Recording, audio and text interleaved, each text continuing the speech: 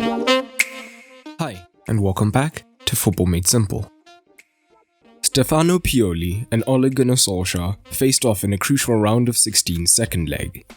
After a close first leg ended 1-1, the match was finally poised, and in the end, it ended 1-0 to United thanks to a great Pogba goal, meaning that United went through as 2-1 winners on aggregate.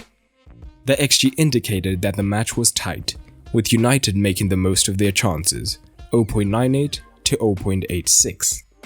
But what tactics did both managers use? Let's take a look. A quick reminder of both teams' formations, courtesy of our wonderful sponsor, OneFootball.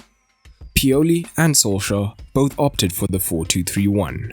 To get more stats, news, and transfer rumors for your favorite teams and players, check out the OneFootball app. It is the best football app in the world, and the best part is it's absolutely free through the link in the description below. Let's start with what United looked to do on the ball. The possession was essentially even, ending 51-49 to Milan. United, when possible, would look to build up shorter, with the centre-backs dropping into the box. And Milan generally wouldn't press that high up, as committing to this would mean using a higher line that Rashford, Greenwood, and James could expose over the top. But higher up in open play, Milan generally opted for a 4-4-2, with Castillejo and Çalhanoğlu pushing higher onto the United centre-backs.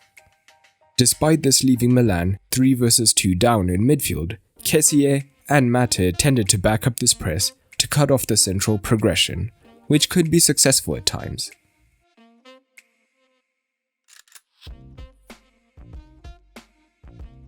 It may partly be why United only attacked through the centre 24% of the time. But they could be penetrated at times, with Fernandes being crucial. He would look to create an angle to receive between the lines. But crucially, when this did happen, Milan were quick to close him down, with both centre-backs, but Tomori in particular, springing forward from the backline to press. This did leave space in the backline, but the United front line didn't often make the movement into the space created.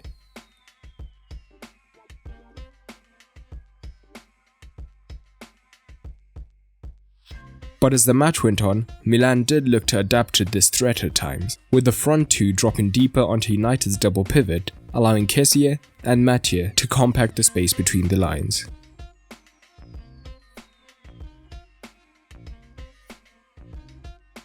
But United looked particularly dangerous when they attacked down the left-hand side. We would often see Rashford in the first half, and in the second half Pogba move into the half space, which would draw in Kalulu, and Shaw would make the run in behind, with Salamakers at times being caught out when he was supposed to be tracking back. So, United could go long early to find Shaw in good space, and he got into dangerous positions in this manner.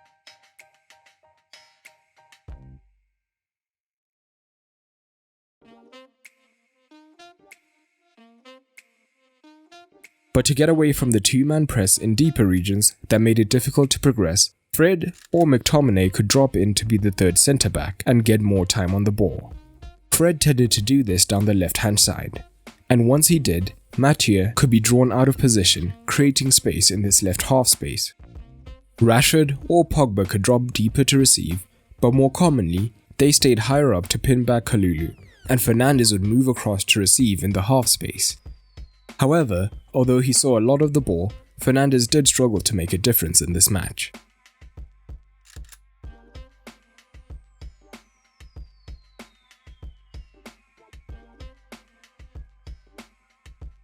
But in the build-up to the goal, we do see this attacking shape. Shaw is wide with Salamakers, and Pogba is higher in the half space, which keeps Kalulu deep, allowing Fernandes a bit of extra space in the left half space, and he uses this to switch the ball out to Wan-Bissaka attacking the box. It eventually breaks to Pogba, whose composed finish makes the difference. But what did Milan look to do, and how did United nullify them? Milan also looked to play out from the back, with the centre-back splitting wider whilst the full-backs pushed higher. And Donnarumma intentionally looked to draw men into a press by holding onto the ball longer and drawing a man, which would then free a centre-back, usually Tomori, as Rashford had initially pushed up on the left to create a pressing two. Tomori would then look to play into the free pivot.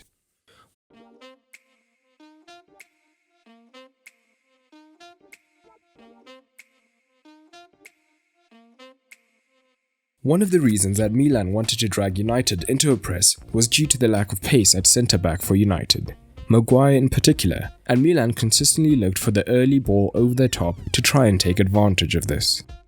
However, in open play, initially, United operated in a lopsided 4-2-3-1, with James tucking in alongside Fernandes. United would consistently look to filter the ball into Tomori, as he was playing a less centre-back, which would mean he was often on his weaker foot. James would then spring forward to try and force a sloppy pass.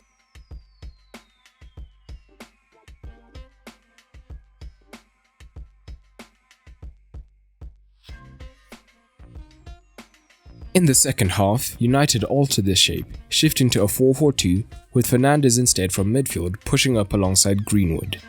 Milan still looked for riskier passes into their pivot, despite being heavily marked man-to-man, which led to turnovers in dangerous positions.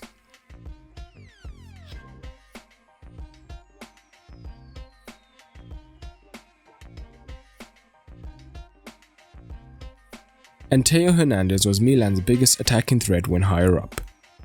This was facilitated by Krunic, who from left midfield tended to move infield, as did Salamakers on the right, meaning that Milan's fullbacks provided most of the width, as seen in the average positions.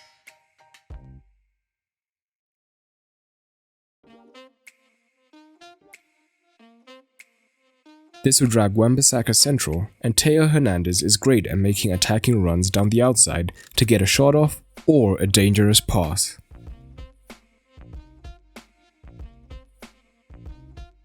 And once behind, AC Milan made a spate of changes, the most significant being Ibrahimovic coming on. They would look to overload the box and play more direct passes from deep to look for the knockdown, or crosses from out wide into the head of the big Swede, and this did lead for a big chance for Ibrahimovic later on. However, across the two legs, Milan struggled to penetrate United, who could be considered deserved winners. Overall, the two legs were incredibly tight, and United did just enough to get through, although both matches were of fairly low quality. Solskjaer's side may need to improve to go all the way now, although they may be considered the favourites. Pioli, on the other hand, will be concerned that such a promising season may now lead to nothing. But what did you make of this match? How far do you think United will go? Drop it down in the comments below. A quick shout out to my Patreons for helping to make this video possible. If you want to support, head on over to patreon.com/footballmadesimple and you'll get rewards like early access to videos and exclusive content.